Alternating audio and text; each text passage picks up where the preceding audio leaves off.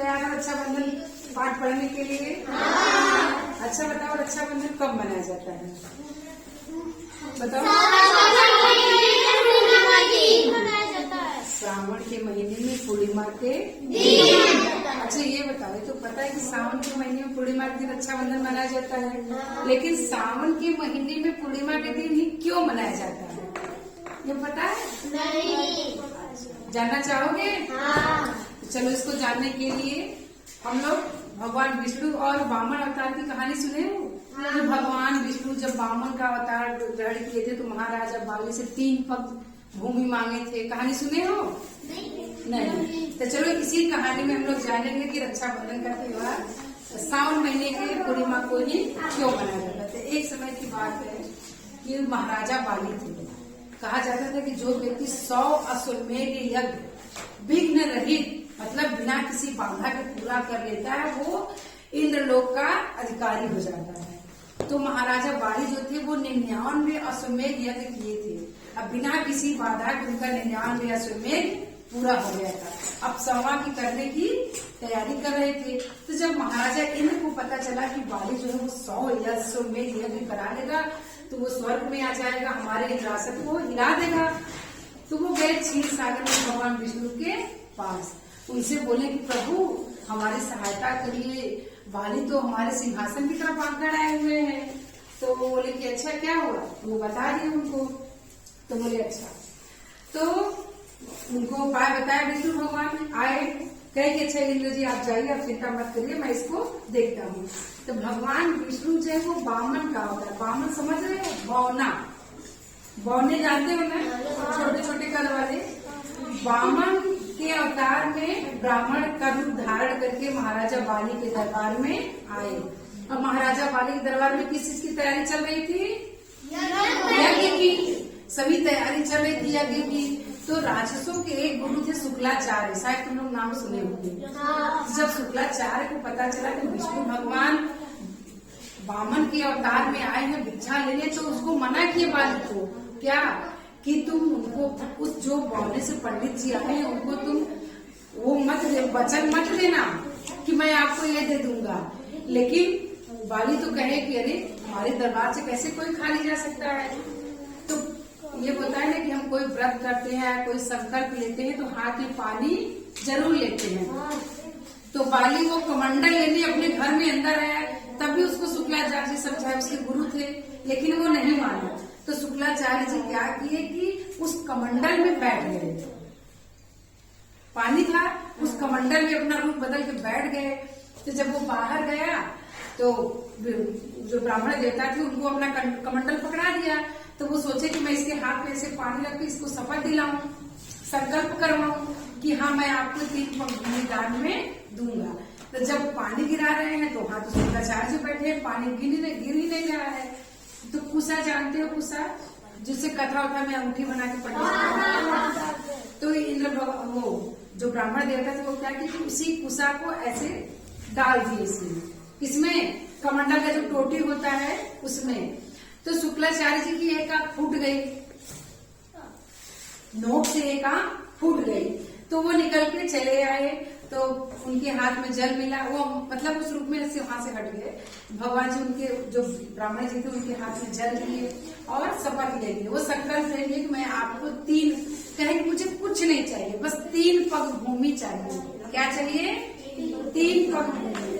तो वामन देवता देखो जैसे ही अपना पहला पग रखे, ऐसे पग उठाए तो बढ़ता गया। पहले पग में पूरा आकाश नाप लिए। क्या नाप लिए? आकाश। और दूसरे पग में पूरा पाताल। अब तीसरा पग बोले कि बाली अब मैं तीसरा पग कहाँ रखूं? तो बोले कि महाराज आप तो आकाश पाताल सब नाप लिए, अब तीसरा पैर नापने के लिए मेरे पास कुछ नहीं, तो आप मेरे पीठ पे पैर रख लीजिए। तो बोले कि तुम्हारा पीठ कैसे आएगा तीसरे पग में, हमको तो छोटा पड़ जाएगा। तो उनकी पत्नी थी, बोले कि मैं अपनी पत्नी को बुला रहा हूँ, आप मेरी और मेरी पत्नी दोनों लोगों का पीठ तीसरे पग में। क्या बोले कि तीसरे पग में हम दोनों का पीठ नाप लीजिए। तो अपनी पत्नी को बुलाए, तो महाराजा और उनकी पत्नी दोनों लोग ऐसे जमीन पर लेट गए। थोड़ी देर लेटे रहे, फिर उनकी पत्नी उठी, बोली कि हे ब्राह्मण देव, मैं आपसे एक प्रश्न कर लूं? करिए, क्या प्रश्न पूछना है? तो बोले कि ये बताइए कि धन बड़ा होता है कि धनिक? धन बड़ा होता है कि धनिक? कानिक मतलब कि मालिक बड़ा होता है कि नौकर? तो बोले कि मालिक बड़ा होता है। कहीं अच्छा, तो जब आप मालिक हैं, आप 2.5 पग जमीन ले लिए हैं, तो क्या आधा पग छोड़ नहीं सकते हैं? बताइए, हमारा पीठ नाप रहे हैं, आधा पग जमीन नहीं छोड़ सकते हैं?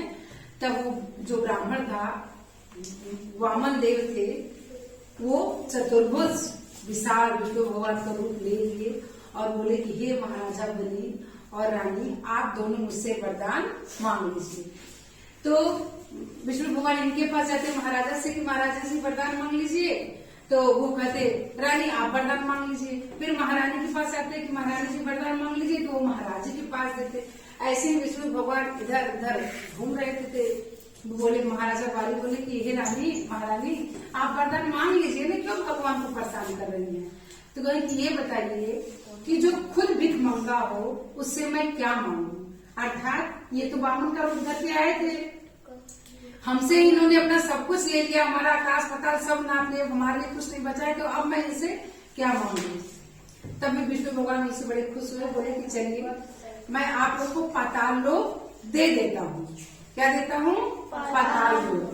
तो पाताल लोक में 52 दरवाजे थे। कितने दरवाजे थे? तो महारानी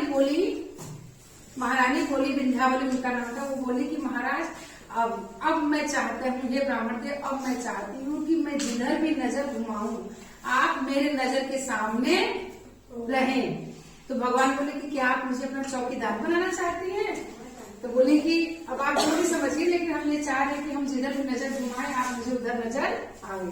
तो उसी समय से जो भगवान विष्णु थे वो महाराजा बाली और उनकी पत्नी पाताल लोक की राजा रानी बन गए और भगवान विष्णु उनके चौकीदार बन गए।